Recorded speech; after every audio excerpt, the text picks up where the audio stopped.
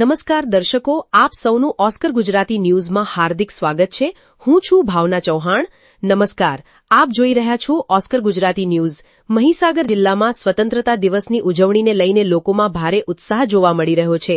જિલ્લાના વિવિધ તાલુકા મથકો પર તિરંગા યાત્રાનું આયોજન કરવામાં આવી રહ્યું છે। ખાનપુર તાલુકાના બાકોર ખાતે પણ ભવ્ય તિરંગા યાત્રા યોજાઈ હતી। બાકોરની પ્રથમેશ સ્કૂલથી હાઈસ્કૂલ ચોકડી સુધી તિરંગા યાત્રા યોજાઈ હતી, જેમાં મોટી સંખ્યામાં લોકો જોડાયા હતા। દેશભક્તિના નારા અને હાથમાં લહેરાતા તિરંગા સાથે સમગ્ર માર્ગ દેશભક્તિના રંગે રંગાઈ ગયો હતો। આ તિરંગા યાત્રામાં ખાનપુર મામલતદાર, પોલીસ અધિકારીઓ, કર્મચારીઓ તેમજ સ્થાનિક આગેવાનો અને નાગરિકો જોડાયા હતા।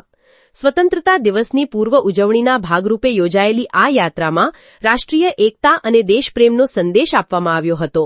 મહીસાગર જિલ્લામાં તિરંગા યાત્રાને લઈને લોકોમાં જોવા મળતો આ ઉત્સાહ ખરેખર દેશભક્તિની ભાવનાને ઉજાગર કરી રહ્યો છે।